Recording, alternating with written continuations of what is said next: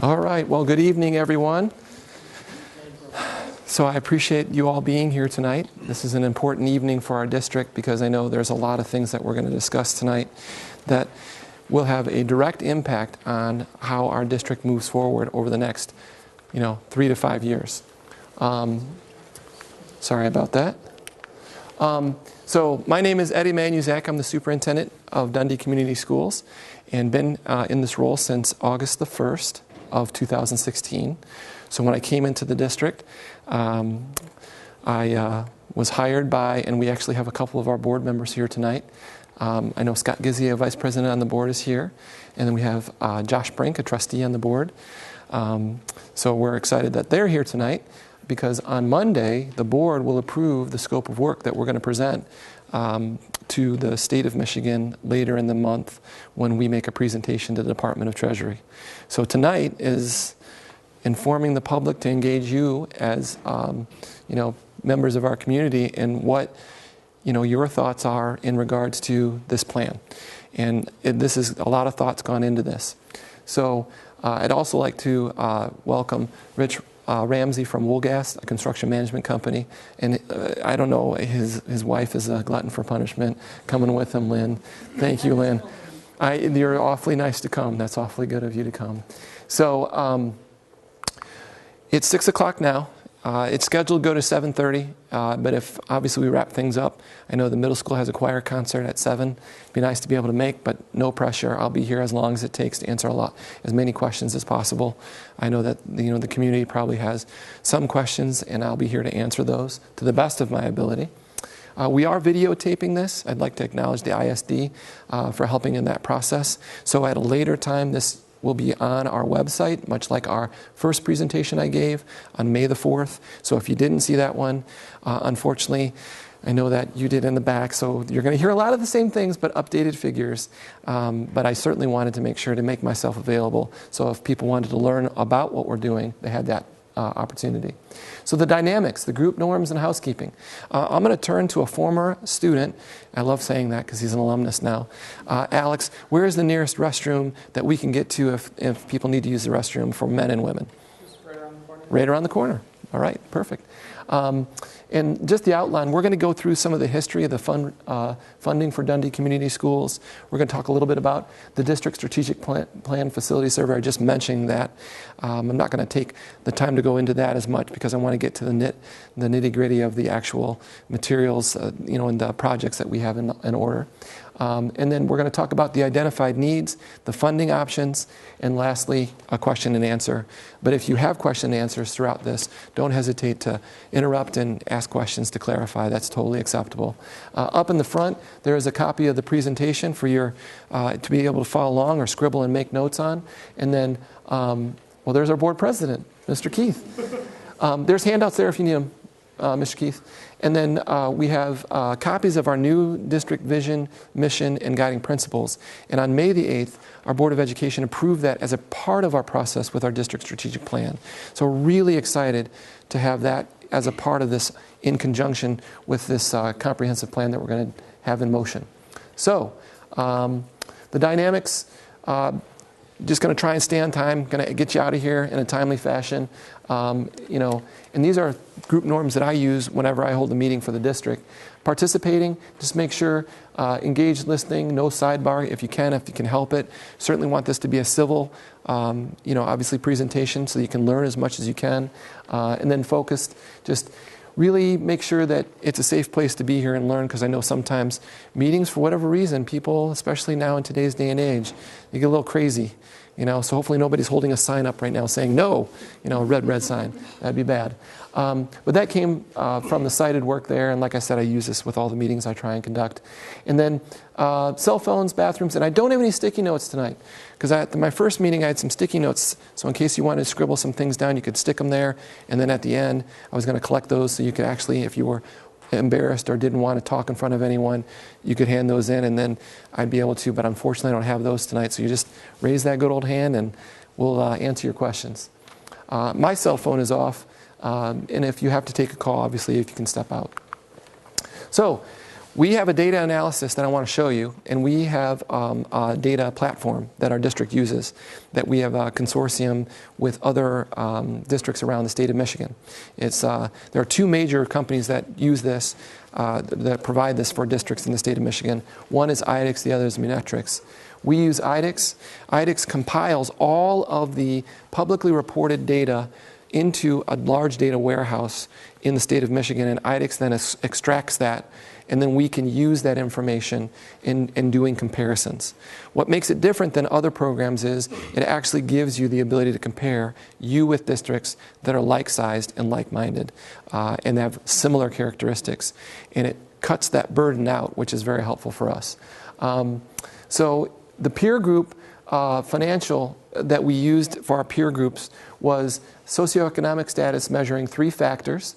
So these are the factors that we used when we compared ourselves to other like-sized districts or like-minded districts that IDEX helped us do.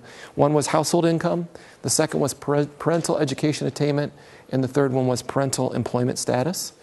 And then we did use a peer group, another second group that I'll talk about when I go through those numbers. And that was with the Monroe County Intermediate School District, the state of Michigan, and then of course ourselves in that comparison. It'll make more sense when we get into that aspect of the program. So this is, and it's hard to see if you're sitting far away, and I'm sorry I didn't have the chance to make you a color copy, so it makes it even more challenging, but wanted to make sure that I can point it out here, that this is the revenue from 2016, because we are currently in the fiscal year 2017. So the data that they have in this data warehouse it gets pulled from the state of Michigan. They didn't have it loaded yet for 2017. But this is compared to socioeconomic peers. So that's that group that measures all those areas. And these are all funds collected. So in that peer group, we have Wyandotte, Cedar Springs, Edwardsburg, a local district, Airport, which is in our county, Kent City, Yale, Lakewood, there we are, Dundee, Richmond, Gobles, and Mason Monroe. That is measuring, so all the funding streams that we have, the revenue that comes in, it shows you the money that Dundee receives from the state of Michigan and all funding streams and where we are. So you can tell we are, out of our peer group, with those 10 comparables, what is that? 7th out of 10 in that peer group, so that is not a great starting block. So we're doing the best we can with the money that we receive. We can't do any more than that. So the local level of funding. This is a history within our district of where we received money from the state of Michigan for the students that attend our district. So it goes all the way back to 2003. So you'll see it's a roller coaster. Holy smokes. And this is a problem because in the 2007, 8, 9, everyone knows what this year meant to our country. The recession, the Great Recession, 2008, almost on the near of a historic economic collapse. And luckily our country led the world in hopefully thwarting that, and we still are recovering from that to this day. We're starting to get out. I think we're out of it, but we don't want to count our chickens before they hatch here. And you'll see right here the funding level, and this is per student that we receive from the state of Michigan. So when they offer us money, so the students that are enrolled, we would receive a dollar amount of like $7,300, I believe, for 3 straight years it was offered. And then you'll see there was a huge decline, but then during this time as well, they don't show this, but there was a $450 retroactive cut per student because of the financial stress the state of Michigan was under that we also didn't receive. Lots of mountains to climb up in regards to public education funding in the state of Michigan. And then you'll see slowly, slowly, slowly, it's been increasing. And we're hopeful that next year it'll rise to a level that may exceed that level that was set 6 years prior to that. So we're hoping that that's the case. But it's been a struggle for Dundee, for public schools in the state of Michigan, and a lot of schools in the state of Michigan. Dundee has, and we'll talk about it in a second, has experienced declining pupil enrollment. And when you don't have pupils in your district, you don't get as much from the state of Michigan, therefore you don't have as much money. It creates a problem. So spending habits for Dundee per student spent, okay? So this is saying how much are we spending on a per student basis, and we worked hard to spend less money. This allowed us to save money. So you'll see here that all of the local districts that we have that were compared that are in the state of Michigan. So that's the state of Michigan's tagline. This is our peer group and their per pupil amount of spending. This is Dundee's per pupil amount, and that's fiscal year 16, which is not this year but last year's fiscal year. And you can see it's well below per pupil spending. That means they recognize we don't have as much money as our peers in our peer group or within the state, but we're trying to be fiscally responsible is what we're trying to do, because then you don't spend as much. You want to try and save some money because you need money in the bank. So the fund balance per student. So compared to socioeconomic peers in the state of Michigan, Dundee is behind in savings. Must build more savings to prepare our district for what is to come. And as you can see, we're trying to do that. But there's obviously disproportionate amount here, just because this is per student fund balance, and then this is the rest of the state and our peer group. So we're down slightly. So we're just trying to do what we can to save money so that we have the ability then to spend money on things that matter. Revenues to expenditures ratios. So does Dundee have enough money to cover operating expenses?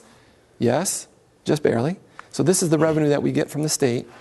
And as you can see, we are the blue line. The Dundee is the blue line. So it's 102%. And that means we have just enough to get us where our expenditures are. So that means we're not in deficit. I came from a district prior to taking this position that was in a district that was in exceptional financial stress. And we worked hard in the years I was there to get that district out of financial stress. And it's tough because the state of Michigan now identifies a district in the, that is, if you have a fund balance that is 5% or less. And that puts you in on a watch list in the state of Michigan. Currently, our fund balance is at 20% for this year. So that's 20% of our operating budget. We actually have 20% of that in a fund balance, which is very healthy. So we're trying. The good news, we're above the threshold. So it's projected to be 20% for fiscal year 17. So it's 23% here and then 20%. So we're working hard to maintain our financial health. So student count trends. So we, as a preparation method to go to the Michigan Department of Treasury, you have to have a qualified study that talks about if we as a state are allowing you to ask your public to have bonds that you can go out and solicit and then capture, and then are you going to be viable enough to pay those back? That's what they're really trying to assess. And this takes in live student birth rates, and it takes that into account. So Middle City Study is a study that allows us to take a look and to do that. But you'll see here in the 2017-18 school year, so for next school year, Middle City Study is calling for us to have 1,530 students. Next year after that, it's calling for 1,515 students. And what do you notice here? There's a downward trend, okay? This is not unusual in the state of Michigan to have that downward trend. Now, there is a bonus, there is a silver lining. The Middle City Study, and I know we can see this, you can probably see it if you walk over to that window. We're one of the few communities that I know that has new housing starts. We've actually got some student growth that's coming. We know that our graduating class that Alex, you are a part of, which is great, congratulations, was exiting. The incoming kindergarten class we know is larger than that class. So that helps us. So we're trying to thwart this, even though the projection for Middle City shows it's 1,530. So as you can see, everything's going down. Approximately 10% we've lost over the last 7 or 8 years as a district.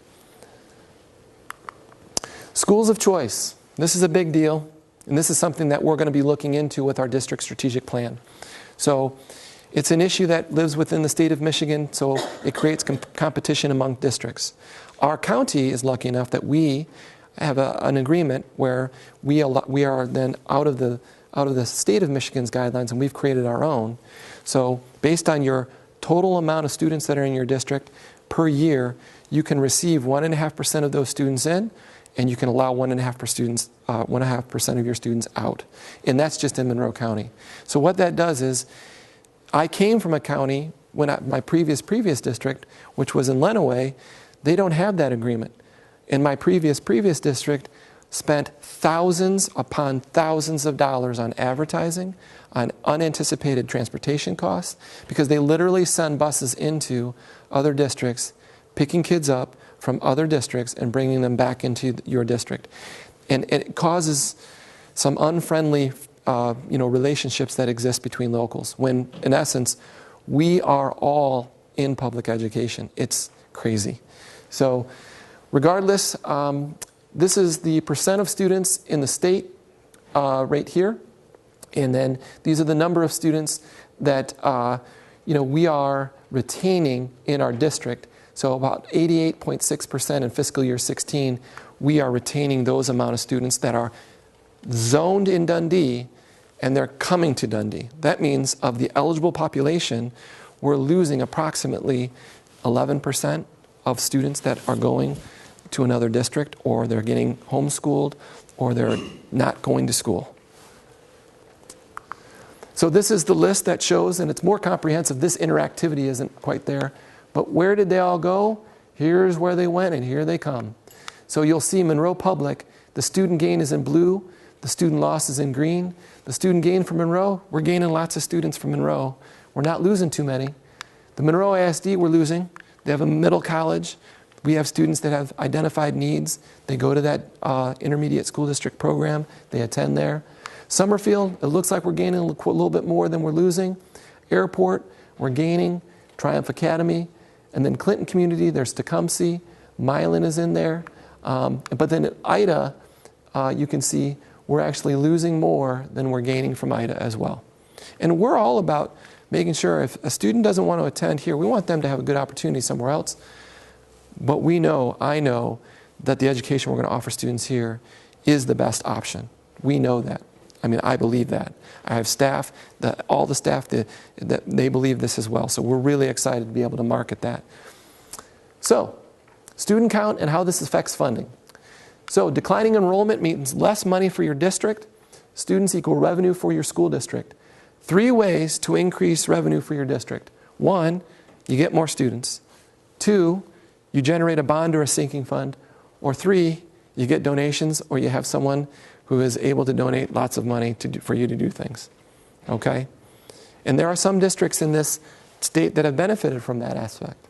So this just shows you here the change in student count from 2008 to 2016. Dundee is on the losing side of that. We've lost students since 2008. A little over 10% of our total student population has decreased over that period. And that's exponential, because every year you decline, it's more revenue you don't get back. And it's compounding. So operations and maintenance budget. So for fiscal year 16, Dundee spent $1,424,892 on operations and management. It's about 10% of the budget is based on this level of spending. So is Dundee ignoring that aspect of trying to keep up with all of the things that we know from a facility standpoint that we know we need to repair? The answer to that is no, we're not trying to. So you can see here, this is where we rank in that spending when we compare ourselves to our like-minded groups, about in the middle. Now this is the per student spending for expenditures on operations and maintenance. So when compared to our peers, we are spending quite a bit of our money already on operations and management. Need to figure out a way to capture more money.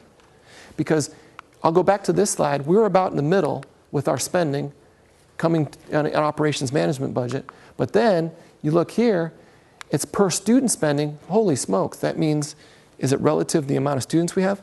We're near the top. We're actually spending almost as much as Wyandotte is on per student expenditures for operations management. So we're definitely not ignoring that for our district. We're trying to make it happen while saving money and not going into deficit. It's a balance. So the plan. We are very lucky. We're working on this district strategic plan now. Any one of you are invited. I know Alex is a part of this. Raise your hand if you're a part of one of the committees. People in the audience. Okay? There's some people here that are already a part of those committees and those teams, which is awesome. This is something that just because once the plan is adopted in August by our Board of Education, it doesn't stop. These committees, these subcommittees are ongoing. Because the only way that this plan will ever be effective is that if it's monitored and from a standpoint on a monthly basis. So in our board meetings beginning in September, there's going to be a monthly report out on a subcommittee level. How is the facility subcommittee doing? How is the finance subcommittee doing? How is the communications subcommittee doing? How is the instruction and curriculum and assessment subcommittee doing? Those are our 4 focus areas that we're working on. So since January, we've had a dedicated group of volunteers, a larger group. It ranged from 35 to about 40 when we were all together. And then in our small subcommittees, we've had between 10 and 12 per group that have come together, meeting. I know my committee, Mr. Keith and I are the co-chairs for the facility subcommittee. And we have met, I think now, 6 times. I think 7th time is coming up. So we're really trying to get after it. We're trying to put in the things we know that we need. And then if you didn't grab it, the plug is right there.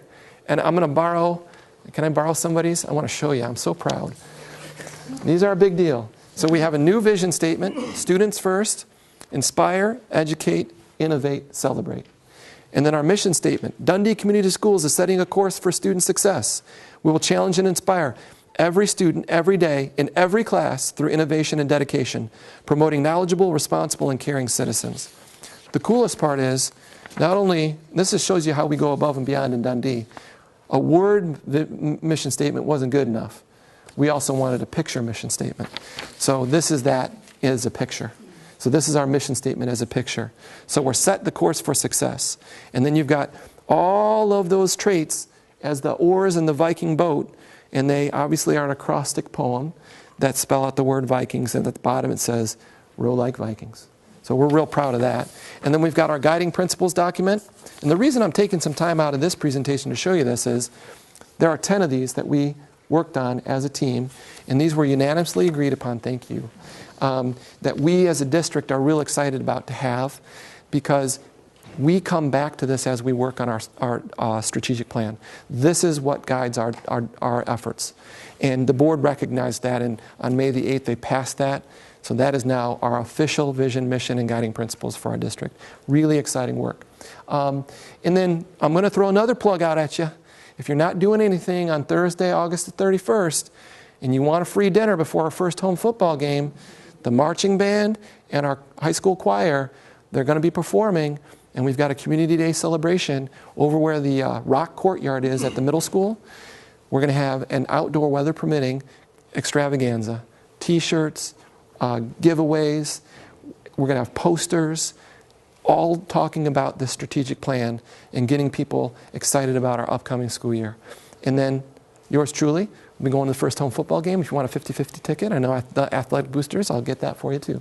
So here we go. So we did take a district survey response. Hopefully some of you took this. And at my last presentation, I actually brought up the screen that kind of showed it.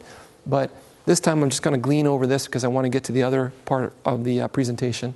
So we had 417 responses. There were 22 questions. It opened on April the 6th. It closed on April the 25th. 114 individuals provided a name. So it included employees, students, graduates, residents, small business owners, parents and guardians, senior citizens, contracted employees, and we used a Google Form survey. And what it showed us was and we asked some very specific questions about facilities needs.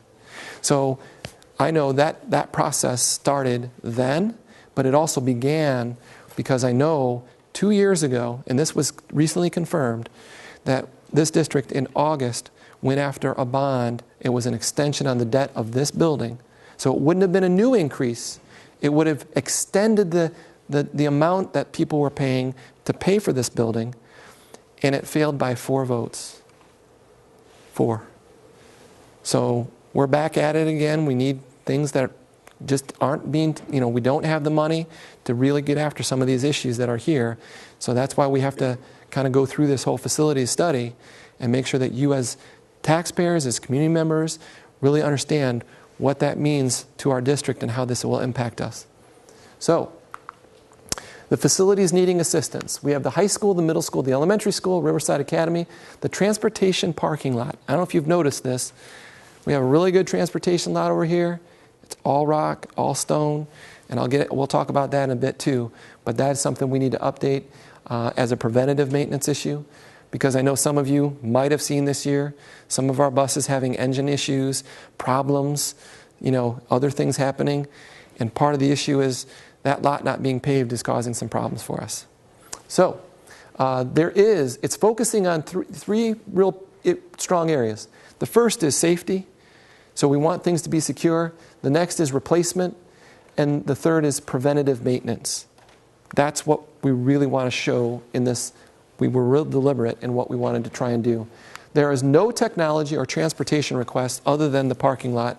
So what I mean by transportation request, we're not asking for your support in purchasing any of the buses. That part, because by the time, if there was a request that was passed to the public, by the time that gets paid off, the buses that you purchase with the money, we'd probably be replacing. We average about, on our highest routes, our bus has about 200,000 miles in an 8-year span. So we put on about that many miles, and so it's taxing on the bus. So, and then the technology, last May, the county passed the tech millage. I believe it was the 5th time that this had been passed. So we are in the last year of a 5-year cycle. Next year, fiscal year 18 starts the first year of a 5-year cycle for that tech millage revenue to come. And we got really great news about a week ago. The taxable valuation, this is when I talked about this earlier. Home prices and taxable valuations are coming up slightly, which is good for our county. That means it's generating more dollars from that millage, which is good. We used to get about just over $400,000. Next year we're anticipating, because that slight uptick, about $430,000. And that we get that for a 5-year span, $430,000. So it's, roughly, 4 times 5, about a little over $2 million over a 5-year period. And that's used for technology purchases, which we're excited that we have. And if you go into other counties, and I know having worked in Lenawee County in a public school, and you walk over into Monroe County that has a tech millage, big difference in technology and technology readiness. Big difference. So thank you to those individuals that were instrumental in getting that started for our county. That's a great thing. Okay, so introducing the team to help. I know that we had some people walk in. So the first group, because I like to refer to this as our kitchen table. You have to have a kitchen table to start the work, right? Everyone has one in their home. So the first is us, community schools. We have to be here. And then I did have Aaron, but Rich is here from Woolgas, and that's our construction management firm. You need to have that when you are talking about large-scale facilities request. It's impossible to monitor that. There's absolutely no way a local district can do it. No way. You have our architect from IDI, Scott Heft. He is here tonight. So thanks, Scott, for being here. And I wanted both of them here in case there were technical questions that anyone had, they could somehow help to answer. And then we do have the fourth arm, or the fourth leg of our table, is accommodation. And they're Carrie Blanchett from PFM, which is the finance company, and then Carrie Shea, Troon Law is our retained legal counsel, and she specializes in this type of work. So we're real excited to be able to have all those people in place. So let's talk about some of those needs, shall we? How many people here have almost twisted their ankle walking through the elementary or middle school parking lot? I know you did. And just today, I'm not kidding, just today, I was in a meeting with Mr. Carter, the middle school principal, and they had their solar cookout on the football field, and he's walking back. He literally almost broke his ankle in the parking lot because it was a pothole. So there's almost some of those potholes. You walk by them, you're like, hello, hello, hello. They are vast, vast, vast, vast. So we've got that issue, okay? We know that that needs to be done. And that's just the elementary side, okay? The elementary needs also classroom safe entries. This is an example of the antiquated doors that we have that will be replaced in the frames and the hardware that goes with them. Last December, our staff went through ALICE training, which was alert, lock in place, counter, inform, and evacuate procedures so that we can keep our staff and our students safe in case there ever is an intruder who comes, or intruders that want to come and harm students or staff. It's really important that we do that. Very important for our district. The next, I don't know if this is, yep, this is a big one. Elementary kitchen, this cabinet here, I believe is the original cabinet and millwork when it was built. This is in desperate need of repair. There, you can see it right here. See those, oh yeah, right here? That is our walk-in freezer.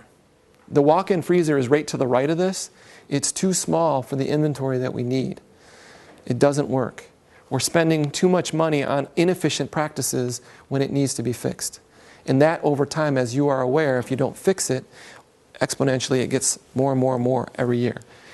So there's a lot of things in the elementary kitchen that need to be fixed and repaired. So other additional needs that we have for the elementary school. In the back parking area, there's a stair and handrail and guardrail and stairwell lighting. I don't know if you've ever seen that concrete work that's back there. It is awful. It's a safety hazard. It's on the cusp of being not compliant. It's a big challenge for us. The partial masonry replacement on the building itself, the 52 building we lovingly call it, you have to go after the brick to keep it up to date. You can't just allow brick sometimes to sit. It needs to be fixed. There's parts of it that need to be fixed.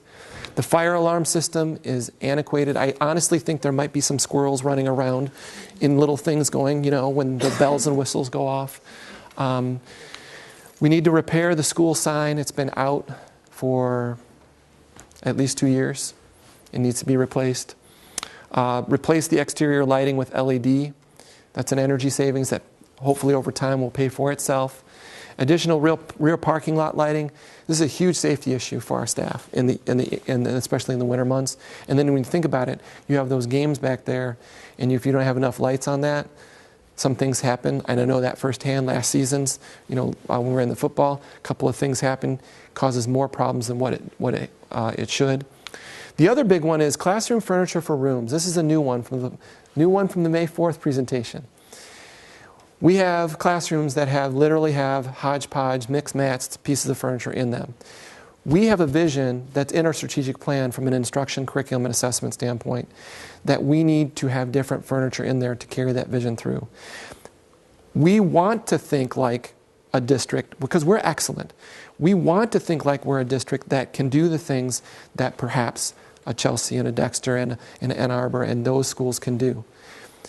However, we as a district, because of this and because of the way we are dealing with things, we need to start acting like that. And from a standpoint of a one-to-one learning initiative, I don't know if anyone is familiar with this, but it's one digital device per one student. It helps prepare them over the course of their educational career for what's to come when they exit school. And it could mean going into a trade, it could be going into the military, it could be going into college, it could be going into a service industry right away. But having that ability to prepare students to get them ready for that digital age is paramount. So this will help us do that. There are lockers. We need to replace lockers. There are original lockers in that building. They're just breaking and they're not functional. And then upgrade the bathrooms. That's one of those small things, but it's a big thing. You know, we have to make sure you can't ignore those basic facility needs that we all experience and our children experience. We want a clean, safe environment for our children to use a restroom. So here's the sister piece to the elementary, the middle school parking lot. And I can tell you this, yeah, it's a challenge. We've got our buses that park on there now as a safety measure that we take. There's obviously a lot of traffic that goes on there. And this becomes one of those issues that you just need to take care of. It's a huge project. The middle school gym bleachers needs. There's an antiquated system. You can't even find parts for anymore. This would help fix that. And we want to make sure to replace some of those bleachers. It wouldn't be the whole middle school gymnasium. It would be a partial replacement because they're the one side, if you ever go to an athletic competition or a large event in there, we typically will pull out the one side of the bleachers and not the other because the other side is used where the teams are. And that's the side that we would like to address. The middle school, this is a huge issue, the safe entryway. They don't have one. It's not there. There literally can be a person that comes in the main entrance at the middle school and look right to the left what they can go do. Literally up the stairs. And then they have access to the entire building. And the elementary school. Because then that gets you to the other side as well. There's work that we'd like to really close this off and then funnel them through the office. Has to happen. And it will also have a video phone installed, much like we have at the elementary, and the superintendent's entrance has this at the middle school, but we don't have that at the middle school. Safe entry doors, got to replace those. That's a significant event here. We need to make sure that we're trying to keep our kids and our staff safe. So other areas in the middle school that we need to add. There is a problem with heating the air at the middle school pool. If anyone has ever swam there, if you had a party there, and you're there in, gosh, November through probably March, it's a significant problem. You freeze, and then in the water, the residual water right now, the heat of the water is helping to heat that room. That's not how you heat a room. That's not how you take care of your facilities. A lot of our community uses this pool. And I know that I am not going to be the person responsible for concreting over a pool that we need in our community for our community members, especially our seniors. A lot of people use that. And if Mr. Jennings were here, everyone know who Doug Jennings is, former teacher, he would agree 100%. Middle school pool improvements, we just got to make sure we're taking care of it. There's a school district just south of here dealing with a pool. It's about the same age. It's a $1.5 million fix they're dealing with because it didn't take, there's things that didn't happen. And we want to make sure that we're dealing with those issues to replace them. The pool bleacher improvements, we're tearing out those wooden monstrosities because it's not used for competitions anymore. And we want to replace it with things that are practical because it is used for parties, it's used for gatherings. We want it to be exciting and for people to be enjoyable to be there. The removable wall at the middle school. I've never seen that thing, but man, is that old. I mean, it just needs, and as a curtain we want to put in there instead. We want to make sure we update the restrooms in that building as well. This is a huge one right here. The middle school locker room. Hasn't been touched since it was put in. And I think I was talking to Bill, was it 67, 68? It's been 50 years? 49 years? For the pool. For the pool. Oh, the pool was about 67 or 80. Yeah, and then the pool locker room, which is attached to it, really old.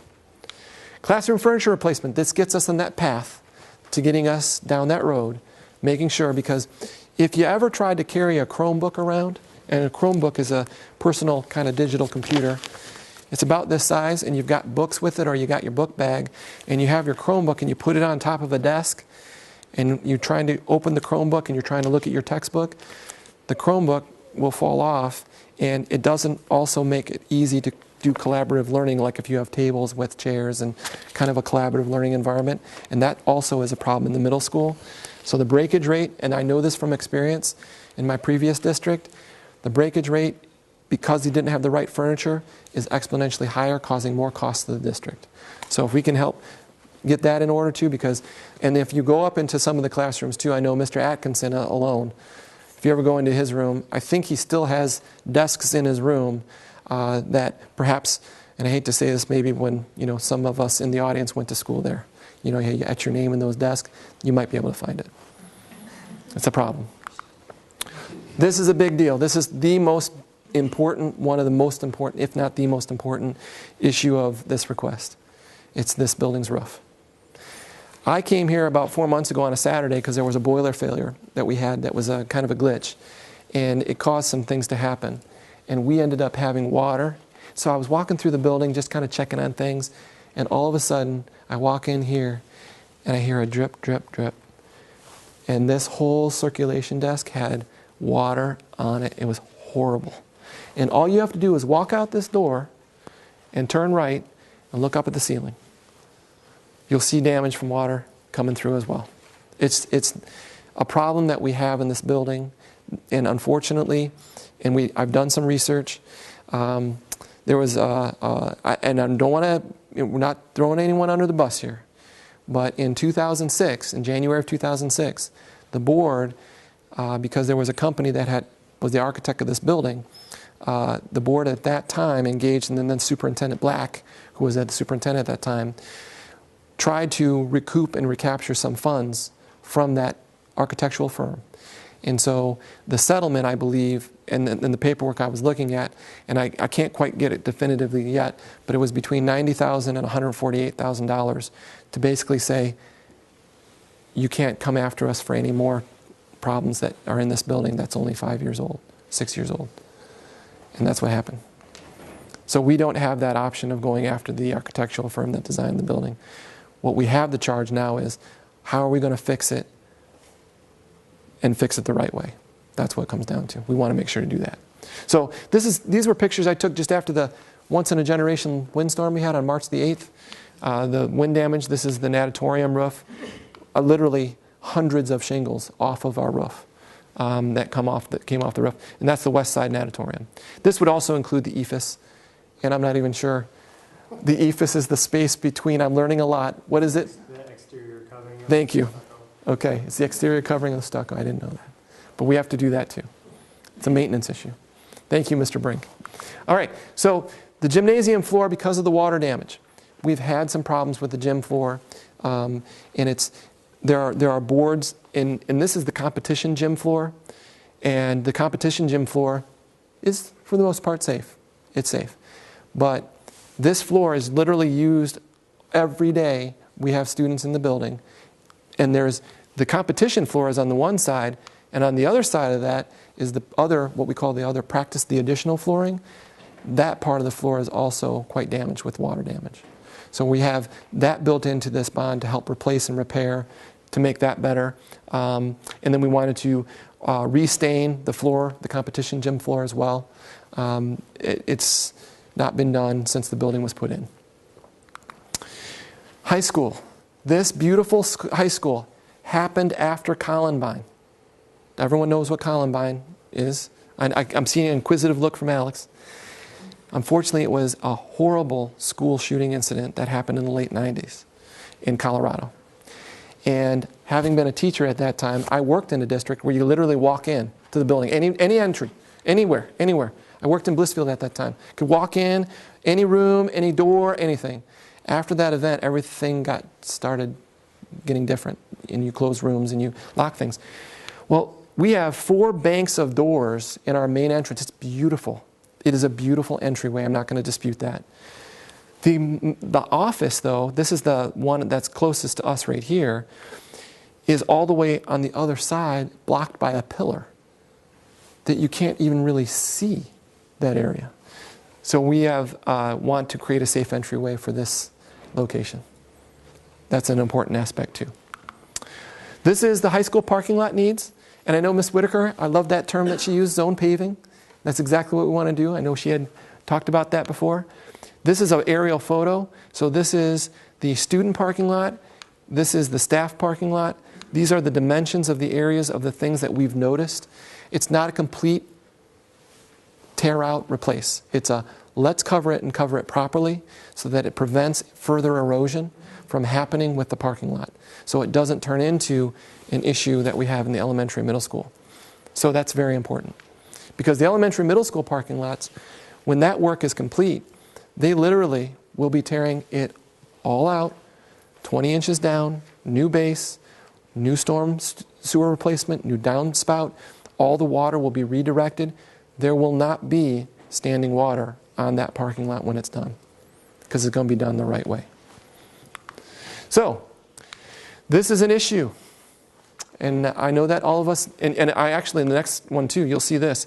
If you ever spent any time in the high school natatorium, it's showing its age, and it's only 16 years old. The roof at the joints, for some reason, there's damage, and it's, we have to have that painted and repaired. And then the scoreboard, this scoreboard is now so old. You know how like you have USB ports now for your computers? This scoreboard, I don't even have an example of it, but this scoreboard uses a serial port. There's literally nothing that plugs into it anymore that works. It's like somebody's using wires and tinfoil to repair it, to make it work. It just is not working properly. So this board also is showing its age. There's panels now that are starting to go out on it. The timing system that's located in the pool can't communicate because the timing system has that different port system, and we can't even use the newest version of the timing system that our athletic department purchased. It's called Colorado Timing System 6. We have to go to CTS 5 because it doesn't connect the right way. It's crazy. So that needs to be replaced. Replace the damaged tile at Media Center. I just talked about it, right over here. Who wants to walk into that? I don't. I know I don't want your students, your children, my students, anyone walking through that. We want to replace the removable wall in the gym. There's a very large wall, and when this building was built, that was very, I guess it was maybe kind of the new thing to be able to have a movable wall like that. Unfortunately, it's not practical. It's also a safety hazard because Mr. Dream, our current PE teacher, I know he would love to be able to partition those spaces off for teaching and learning. Can't do it because the key is in the middle, in the office, and you can't use the key under insurance processes when students are present because it's a movable wall that moves, it's motorized. Replace the lighting in the media center with LED lighting. So here we are. Honestly, this is one of, if not my favorite room, one of my favorite rooms in the district. I love this space. Replace the existing site lighting with LED lighting. That's more cost efficient, energy efficient. Replace band equipment. Miss Utah is here. You're here today. We're here to say she's growing this program exponentially. And guess what? We want to put that in there too. And not only is it in this, she needs stuff for next year. Like now. We've got it in the budget. So Monday. If you come to Monday's meeting, where you'll be excited. So we got stuff there too. So this is comprehensive. This is comprehensive. She has instruments. How old are they? Older than me. Okay. We won't say how, it's what is that 21 years old? 21? Okay, 21. So regardless, I just know very, very old equipment. And we have a band, a high school band that for the first time, I think ever, scored straight ones at the state competition. We need to support that. We need to honor that. That's important. Again, this building, because of the desk configuration, it has individual desks in some rooms. It's just, and some of the furniture that has been was bought, is cracked, broken. It's hard to find parts for, even 16 years later. So that's replacing some of this. Another big deal, cafetorium stage lighting and the gymnasium sound system. Two big things that we need. We actually had to contract out right here to have a company come in for graduation on Sunday to give us our sound. We shouldn't have to do that. Shouldn't have to do it. So, Riverside Academy needs windows. There's a picture of a window. I had Mr. Walentowski, give me a picture. Took a photo. It looks like it's for the car. No, we're not buying a car. And then the district also, this is a big deal, okay? I think the Jennings family, if Doug were here, he could verify this, helped to install those bleachers. These bleachers, if you have a physical impairment, how are you going to watch the game? How are you going to be up high enough to be able to watch a game? Now, in 2010, when the tornado came through, the district replaced the tower, the coaching, that entry tower, which was great. But the bleachers didn't get replaced. Now we're to the point that if we called our insurance provider, I don't know what they would say about if we could still use those. I don't know. That's how close we are to this issue. I was speaking to a board member who is in a different district in Lenawee County. And he goes, hey, Eddie, do you know how we got new bleachers? Because I was asking, how did you get new bleachers for your stadium? He goes, we had a 4-year-old fall through and almost was killed. And it finally prompted our board to take action. Not acceptable. Not acceptable anymore. This has to be changed. We got to do that. And that's got to happen. So this would be including the home side and the visitor side as well. And notice, all of this would be new paving. All of this would have concrete, totally accessible. They're much like how we have this reconditioned unit that we purchased out here for our track. It'd be very similar in what it, from the accessibility standpoint of having a ramp that you could get up to. It'd be very easy to get up. So Riverside Academy and transportation additional needs because of the pave the transportation lot. And I'm going to talk about that in a second. But Riverside Academy, untraditional high school. I went to their graduation on Tuesday. I know, Josh, you were there. Great, ceremony. Scott, you were there. Their equipment in their room are the cast-offs from the old high school. They don't even, think about that. That's so old, they're using equipment that needs to be replaced. Upgrade the bathrooms, and then the boiler at the Riverside Academy as a preventative maintenance issue. A lot of this is preventative maintenance, as is this. This issue here, 2 weeks ago, because our board had purchased 2 buses, one brand new special ed bus and one general ed bus that we had, and we ended up meeting with the sales manager, and I started to explain, I was like, Pete, we have had this problem this year. We had an engine that we had to replace. We've had a lot of our buses break down. A lot of things happen. He didn't even let me finish the sentence. He goes, I know what your problem is. I can tell you right now. Your transportation lot's not paved. He goes, the condensation that comes up from the ground, you wouldn't begin to believe what that does to your underside of your bus. That's what's causing your problems. He said, districts that have paved parking lots, even because we have all these bad back roads in our district, a lot of that is because we don't have a paved transportation lot. So that's something that we identified as a need as well. So here's the costs and figures, okay? So if you look at the elementary school, and it's hard to see on your copy because it's so small, but safe classrooms, 134, elementary kitchen, 225, the hand and guardrail, 30,000, masonry work, 20,000, fire alarms, 80,000, school sign, 20,000, LED, 30,000, parking lot lights, 27,500. This is the big one for the elementary. The elementary parking lot, $422,190. Replace the lockers, $96,525. Update the restrooms, $60,000. The cafeteria main doors, $8,400. $3,900 for stairwell lighting. And then classroom furniture is $167,000 for a grand total of $1,342,915. The fees and costs just under $300,000 for a grand total for the elementary of $1,592,956.44.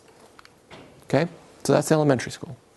Middle school, safe entryway $35,000, gym bleachers $62,000, gym curtain $17,000. Safe classrooms, $138,000. Middle school pool improvements, $125,000. Pool bleachers, $13,500. Natatorium boiler, that's to get the air quality up and heated, $125,000. The middle school parking lot, $305,000. Update the restrooms, $120,000. The pool locker room, $224,000. The classroom furniture, $89,000 for a grand total of $1,253,655, just under, again, $300,000 for fees and costs, a total of about $1,520,757.97. The high school. So this was a debate because we didn't know what we wanted to do. You have shingles, you have a pulled membrane roof, and you've got metal roof. We, in our community, we average about 50 inches of snow a year. There's a couple years we'll get 100. We'll get some snow sometimes. What we deal with more than anything is wind. Wind is our enemy in this district. We're literally in a wind tunnel. This building is built where there's no other break that happens and it pushes everything. And so we're dealing with a problem. So the board, we had some discussion. The facilities subcommittee had discussion. The district strategic plan steering committee had discussion. We had heard in the survey from families, the metal roof option is the option that we're going to pursue. It's expensive. It's $2,839,000. It literally would fix this problem for easily 35 to 45 years. Is that correct? 35 to 45 years? This is not playing it off for another generation, for another superintendent to do, another board to do. This is way, way, way down the road. We have metal roof, on portions of the middle school and haven't had the type of problems that we have here. The EFIS, there's the EFIS, $25,000. The gym floor, $51,000. Safe entryway, $18,000. The media center damage, $29,160. The gym curtains combined, $40,000. The pool area ceiling, $61,500. The middle school lighting replacement, $6,800. The high school pool scoreboard, $125,000. The timing system, or the high school pool scoreboard and timing system, $125,000. Cafe stage lighting, $87,000. Gym sound system, $25,000. LED lighting, $55,000. Parking lot, that's the zone paving, $180,000. The band equipment, $100,000. Classroom furniture, $120,500. Band instruments. I was looking into this. Concert band tubas are expensive, really expensive to purchase. What are we calling those kettle drums? The timpani drums, very expensive. Xylophones, very expensive. We need all of those things for our students. Riverside Academy, $28,800. Upgrade restrooms, $40,000. Replace the existing doors there, $15,600. Replace the boiler, $70,000. Classroom furniture, $12,500. Total cost, $166,900. Fees and costs, $37,828 for a grand total of just over $200,000. The district, the football field bleachers, $250,000. The transportation lot paving, $121,878. Grand total of $371,878. Fees and costs of about $100,000. Grand total of $471,878. The fees and costs are things that you have for incidentals. Because if you start doing work and you run into unexpected barriers, you have got to have money to do this. Yes, Ms. Whitaker. I didn't repeat the grand total for the high school. The grand total, I'm sorry, is $4,713,855.71. Yep. So, oh, and then the fees and costs, I'm sorry, and then the fees and costs are just under $1 million for all the extensive work that we're doing. So, what's the timeline? What would this look like? What's the plan? So, we've demonstrated the need, $8,504,176.12. And on the form that I'd gotten from Wolgast, it was a penny off, so I changed it. We're off by a penny. So I changed it. March 8th, 2017, windstorm damage money. We're not sure yet. We contacted our insurance provider. We're going to be able to recapture some of that money, which will be very good because there was some significant damage done to the roof. And then we figured that about 1 mil is worth approximately $400,000. And for a sinking fund request, because this is for a sinking fund, the most you can request is up to 3 mils. So you can go up to 10 years. You can get $1.2 million for a 10-year period. The problem is you can't get that money in a lump sum. It comes every year, like the technology millage money would. You can't get it like a bond when it comes in a lump sum because you're not selling those bonds off and getting that lump sum at one time. The need that we have, we can't, with $1,200,000, we've got $8,500,000 identified that we need. Time is against the district. Items on this list are critical. The roof, $2.8 million. How are we going to fix? I mean, that's crazy. So, no visit, though, is required at the Michigan Department of Treasury. So, funding for options for a qualified bond. Same amount. There's your payment that we can apply toward it. That's a big deal, being able to use money to help offset. And then it's 11.25-year bond request. It's a 1.21 mil request is needed. So this does require a visit to the Department of Treasury. So because it's qualified, you have to have everything in order. There's no question about what you're going to spend it on. So how would this affect you? So a 1.21 mil request, if your taxable valuation of your home, if it's going to sell for $100,000, the taxable value is 50% of that. So it's a $50,000 taxable valuation on your home.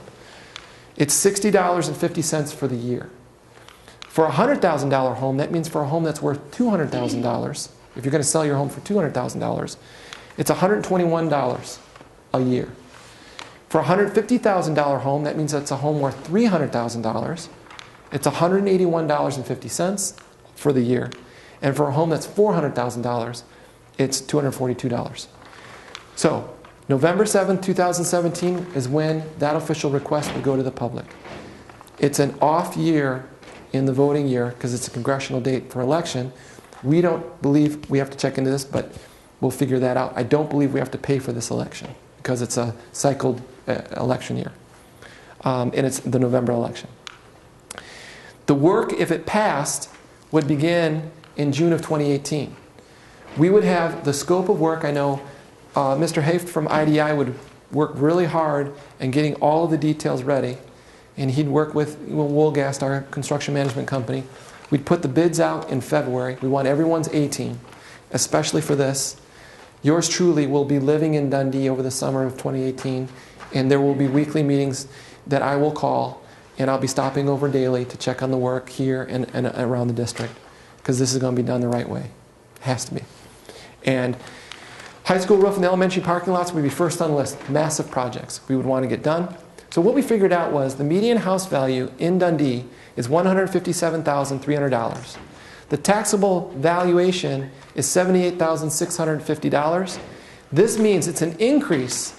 The average increase in Dundee we're asking for with this vote in this bond is $95.16 for the year.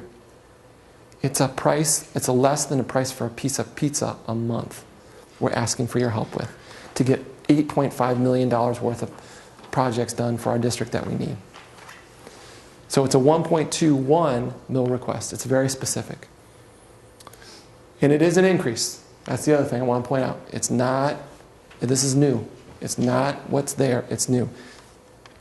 So, before I stop and ask for Q&A from the audience, a couple things I want to mention. Last November, we had, the Monroe County Community College had a sinking fund that went out to the county. And this is all of Monroe County. It passed, and so Dundee has 7 municipalities that we have in our district. Okay? So to our north, we've got Milan and London townships, the village of Mabee, and Exeter Township. Okay? To the east, we have Raisinville Township. And in our village, we've got the village of Dundee and the township of Dundee.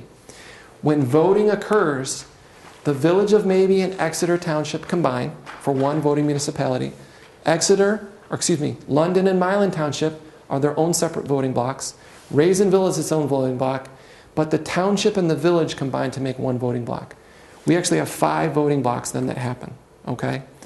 And in November of 2016, in the sinking fund request that the Monroe County Community College went after, there was a yes vote, meaning there were more yeses than noes, in the combined municipality of the village and township of Dundee and Raisinville Township.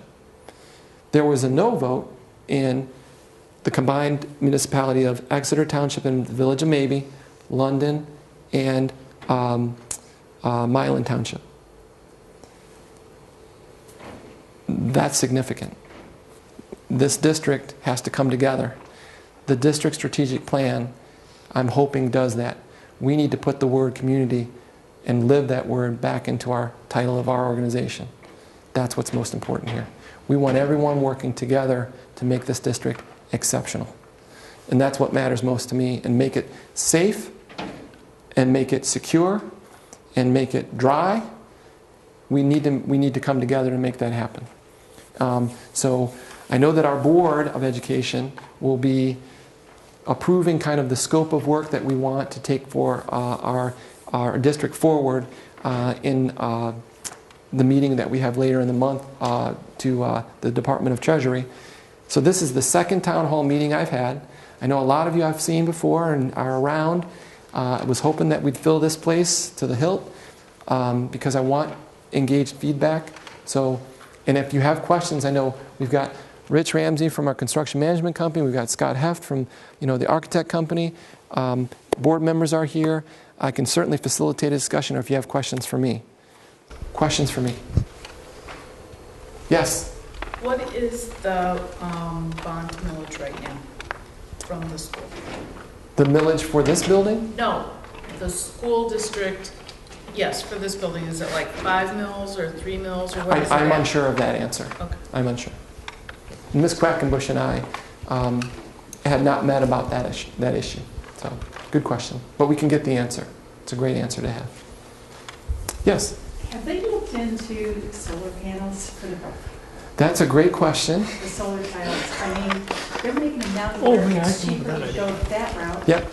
than regular roofing tiles. No, and that's a great question, and we did talk about a green option, for the roof. I know that initially it does, increase the cost. It's not to the point where it's cost efficient to have that added on top of a roof, and then it takes, I don't know what the exponential amount of time it would take to make up for that difference if you put that on.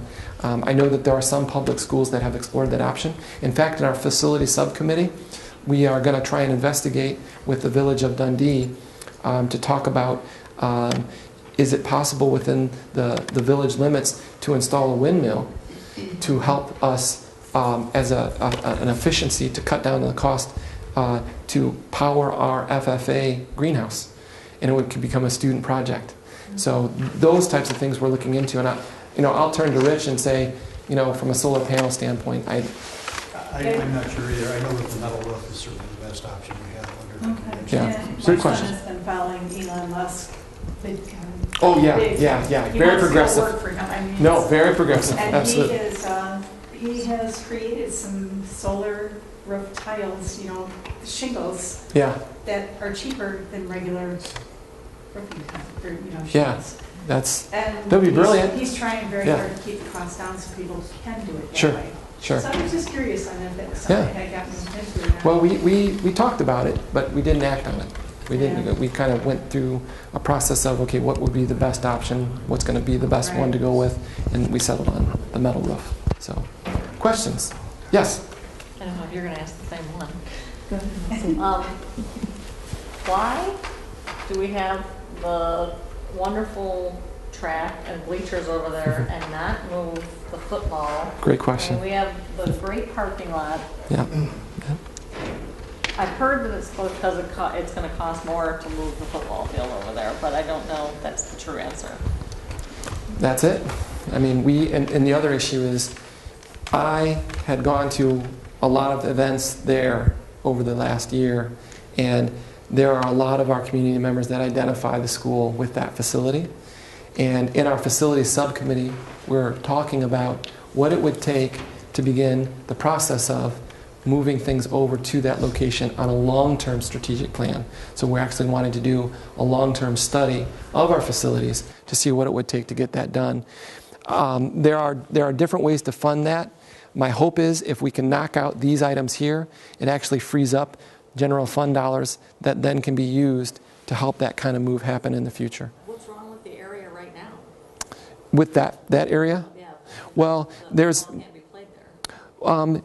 there's no lighting, there's no water, there's no electricity that are there now. There's plans for that, but it never got done.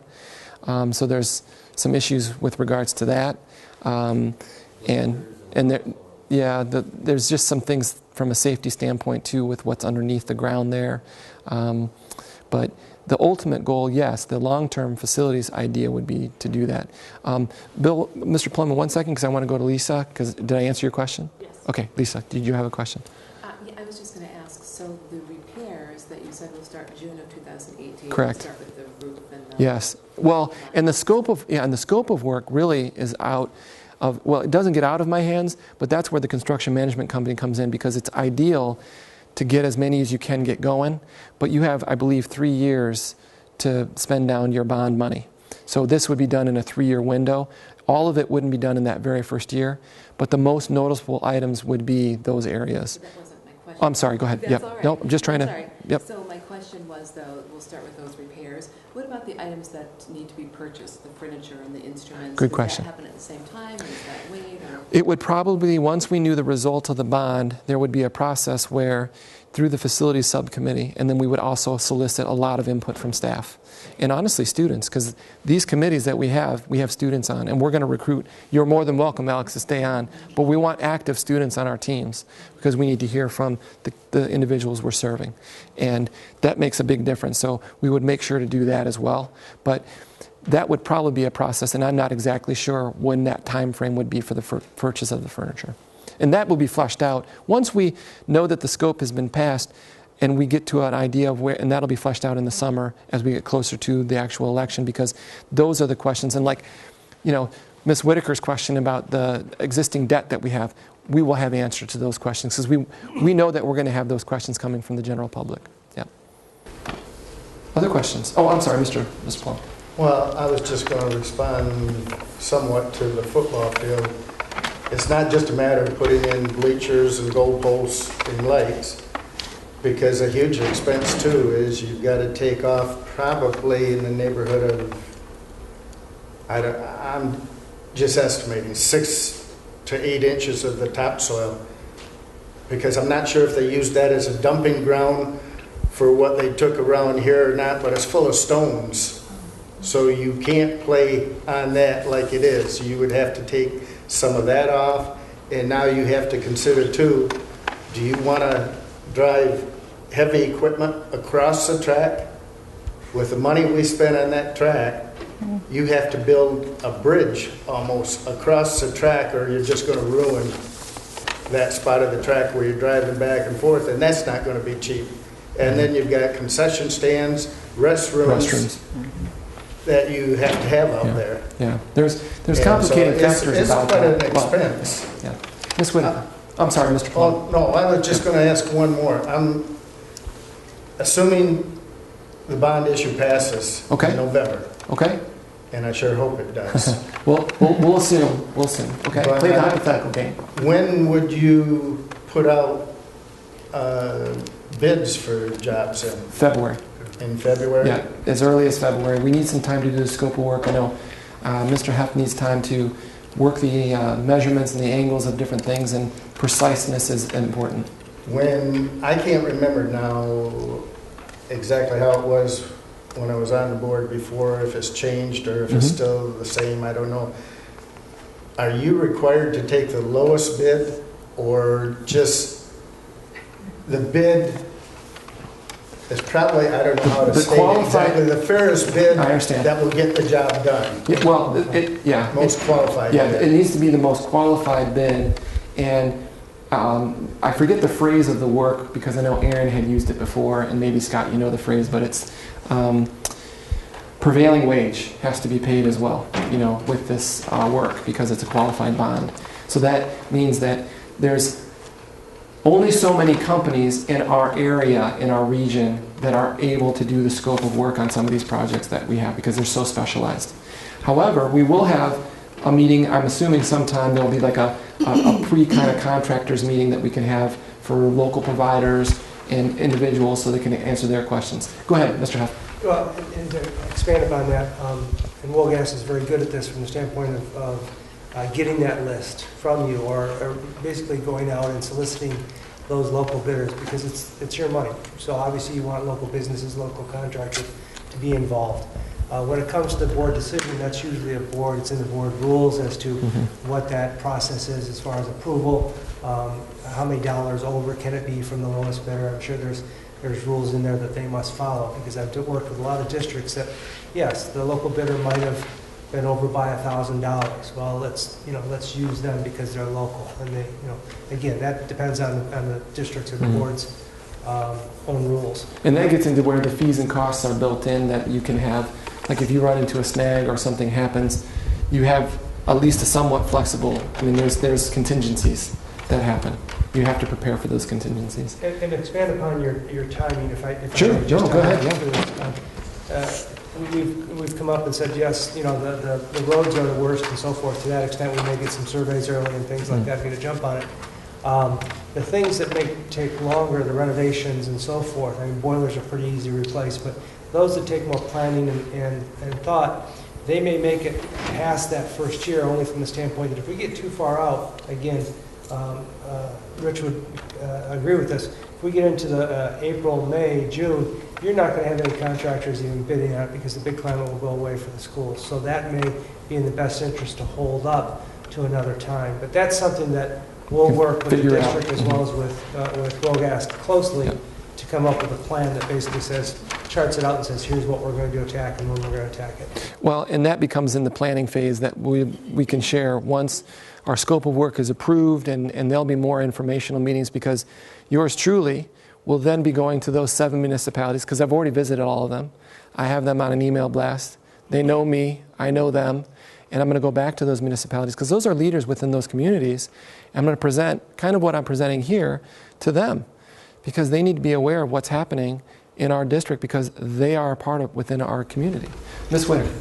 Well, I had a couple of things. One was the area inside the high school track originally was the staging area for the construction of this building. Okay. So not only is it stony, but it's also really packed down. Okay. So that would be pretty hard. Okay. Also, the details of the things that are purchased and the things that are installed, are you going to make sure that you have someone who's who, like, before you order stuff, gets out with a measuring tape and figures out how really big everything is? Because the lockers in the high school are practically useless to the students, because you can't get your backpack in there, you can't get your big bulky coat in there. Yeah. And then when the teachers have rules that say, well, you can't bring your backpack into the classroom, and the kid's like, well, what am I supposed to do with it? It doesn't fit in the locker. Mm-hmm. No, and that's where, in conjunction with, and that's one of the, it's a great question.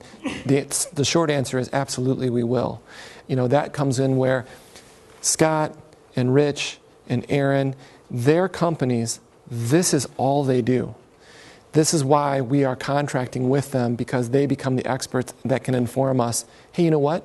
Let me show you what this looks like here and here and here, where we did it in these districts. This and this and this were done here. This is almost like the scaffold of the work. The detail of the work will come later, because this is, we have to identify the needs and get to the precise numbers of those needs. Well, sure, but But I'm then, just saying absolutely we will. that if you explain to people that the planning will be thought through completely Yes. when they do this, as opposed to last time, I don't know if it was a package deal or what, you know.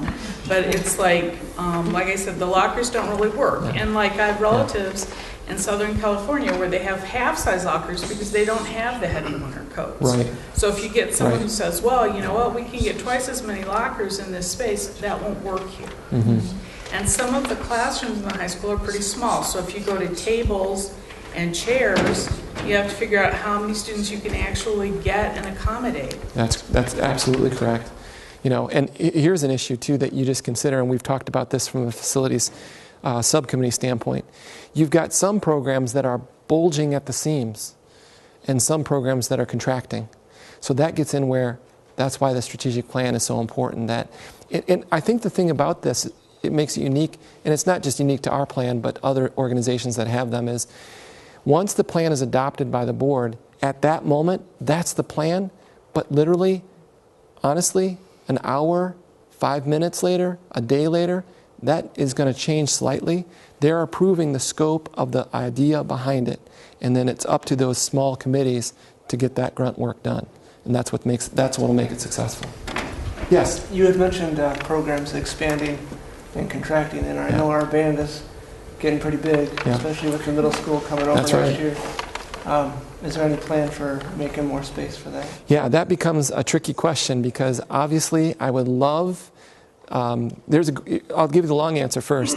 Dexter Community Schools in August of this year is going out for a $72.1 million bond, okay, to their community. We're not Dexter, however, we want to be able to have as good of a school system as Dexter.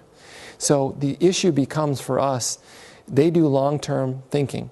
So the reason theirs is so high, that they were on a 10-year replacement cycle, so that they made a pact that said, every 10 years we're going to evaluate the effectiveness of our buildings, and if we need to build a new one or we need to renovate one, we will. They're actually going to be building a new one with this bond if it passes. Now, I can't guarantee that it will. So for our building, and this has been talked about in our facility subcommittee, when this building was designed, it was built with the idea that it could expand. The unfortunate aspect is we have to balance the delicate needs of needs versus wants. Right now, the items that are in this bond proposal, we have identified as needs. Unfortunately, adding an auditorium, which is what my dream would be, I would really like to do that to this building, a proper auditorium, is a want right now. And I would want to be able to move the athletic complex over here. That's a want. The need is, our district has bleachers that need to be replaced. If that bond fails, that has to get replaced somehow. We got to find the money to do it as soon as possible. Yes? So kind of following up on that. Sure. The band is growing. Absolutely. And stuffing all of those kids with all of those instruments into that band room. I mean, it's getting to the point where they can't all fit. So is there a way to reconfigure the space? There is a way to reconfigure the schedule. There are districts, in fact, the previous district I was in, the space that they had for their current, because there's a very large band there as well, they go in sectionals, and it makes it hard for concerts and performances, and they can't get everyone at the same time. But that's what we would identify in the future. We obviously want this person to stay. We don't want this person to leave, and we don't want her to go crazy and with all the numbers that she's getting. But we have to be smart with what we do too, and it has to be a manageable request. I mean, I believe, and this is my humble opinion, and the board I believe agrees with me. This is stuff that we need in our district to make it work, to make it better. Yes. Is it possible to do? I hate to use the word fundraising, okay, but to do a dinner or something to where it would be really projected out to the families in Dundee, the surrounding areas, whatever, that are in big support of the arts, for the art room and for the band and for the choir. Sure. I mean, my son is in choir, and I never would have expected him to want to do that. I tell you what, Programs are. Oh, I know. And I just met with people from, in fact, we had just met. And I know the Band Boosters are a 501c3 organized organization. They are working on fundraising options, but that's just for the band. I don't think the choir has a group, that's fundraising for them. But the idea is, I was just sitting with the finance subcommittee for our district strategic plan today. We don't have an alumni association. I mean, we have an alumni hall of fame in the high school, but we need one of those. We don't have an education foundation. Those are long-term goals that I want in our strategic plan, that over the next 3 to 5 years, we need to start tapping into those resources. We're not doing a good job of that as a community. Because did you know, and I know that my facilities people that are here on my subcommittee know this, that one of the founders of Dean and DeLuca is a Dundee graduate? John Dean graduated from that high school many, many, many years ago. Nobody has reached out to that company or foundation or that family. I'm going to. Because we need things. Because maybe it will become the Dean Auditorium. There you go. I'm serious. I'm not joking around about that. If people really support Not their joking. kids being that's a into serious these, thing. and they say, well, yeah, I can give you 5,000. Well, I'll match your 5,000 and give you 2 more. People want to help, but if they don't know how to do it. I know. Well, you know how they can help us now? You know how they they can help us now? Come out on November the 7th and show us. That's how they can help us if they want. I mean, that's their choice. But we're here to present the facts, and these are the facts. Other questions? I know we're getting close to the end. Yeah. We're talking about I that. got you in the back. I'm sorry, getting people to out. So what's the plan? Do we have one yet, or is that something that's going to come communicating this? So I think of me being, I mean, we've had kids in sports through the years, but our kids have all been more in the music and arts programs. So when I first look at this bond and I see just on the base level, I'm a parent maybe who says, oh, the gym floor, or the basketball, or the bleachers, that doesn't really interest me. I don't want I don't want to pay more. I see, oh, instruments, oh wait, my kid's affected by that, right? I mean, everybody has their piece that speaks to them. So strategically trying to do, we strategically tried to do that. Right. So every area was hit. So my question is communication. How are the families going to hear about this and know? Because I'm not going to maybe take time to sit and read a list for every school, but maybe there's key points or... And I don't want to, like I said, this isn't about looking back, it's about looking forward. There will be a community-led campaign that will work to get the word out. I can't advocate yes or no on this because as a school organization we can be neutral, but on my private time I can advocate, and that's what we'll be advocating, and that there is a very, very active plan to move that forward and in a very deliberate and active way. So that's anyone that can, there'll be information out there about that. So Is there any way of even getting a list together of like your LED lighting or your furniture, and these are the things we need. Are you willing to help out? Will you buy one and donate it and see how much can be collected that way? Sometimes people they don't want their taxes to go up, which is ridiculous for that little bit that they would be going up. Right. But yet they'll go out and they'll spend $500 to buy you a new table. So, well, we could certainly offer that. I know that they have every opportunity when, I know there's a great, what's the fundraiser, the trivia? Trivia night. Yeah. Trivia night. Come to the Band Boosters Trivia night. That's I how. never even knew about it. Well, that's And coming my up. kid goes here. I know, but that's coming. It's new. It's new. It's new. It's coming. It's coming. It's coming. It's coming. So I know that the athletic boosters are doing things like that constantly. There are just some things that we have to be strategic with our requests. Yeah. And if we come with those types of requests for individual items, then this larger request might get lost in the shuffle because then they always feel like they're being asked for something. This is the ask, Gotcha. and this is the big ask that Yeah, we're I just asking thought, for. even if this goes through, and you take that money for the bigger projects, and then if people are willing to go, well, yeah, I've got this at home and we don't use it, and it's brand new, here, have it. Mhm. You know, I mean, like the lighting, I know it might sound stupid, but my brother gave me 8 bulbs, you know, these kind, and I don't use them. Mhm. I mean, if you guys can use them at school, you can have them. That would be you know? ideal. That would be ideal. Yes, sir.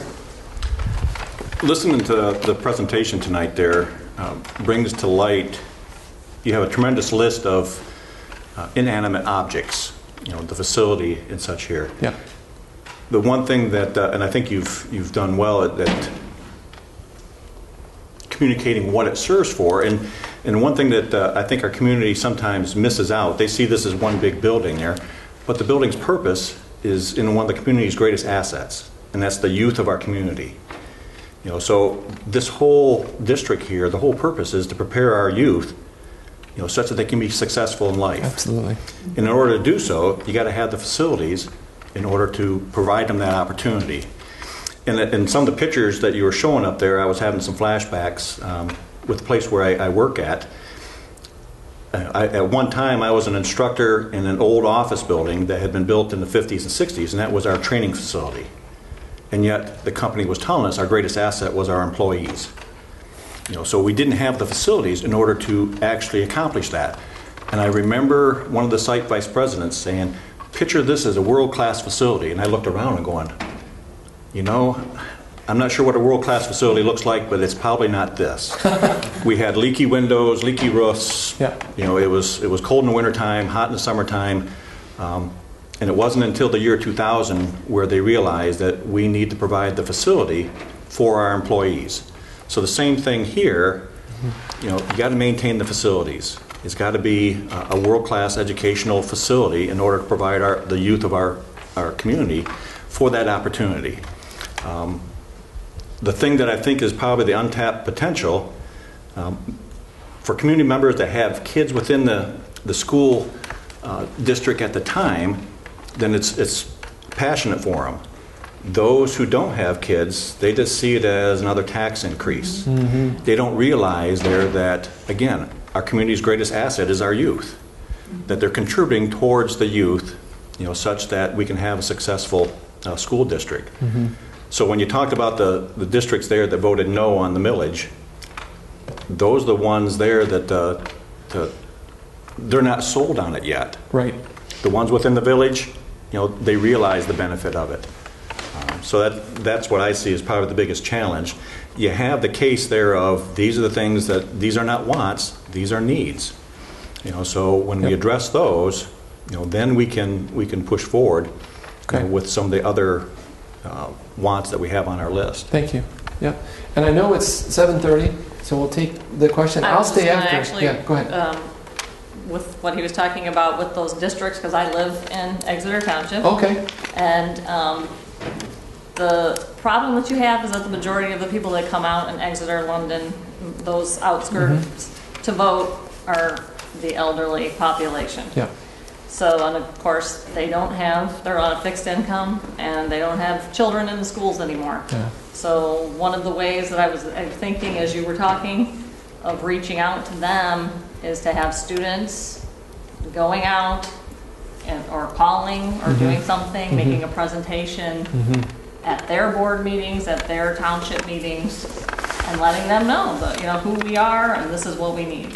That's actually, we'll take a hard look at that. That's a unique perspective, and I think that would be helpful, especially if I go back out to visit each of those municipalities, which I plan on doing in September and October, and engaging them personally, you know, all 7 of those. Maybe, you know, having a caravan come with me, you know, and kind of model the great things that we're doing. And I don't think that would be a hard sell, having people come with me to those, because if it means something, then they'll be overwhelmed.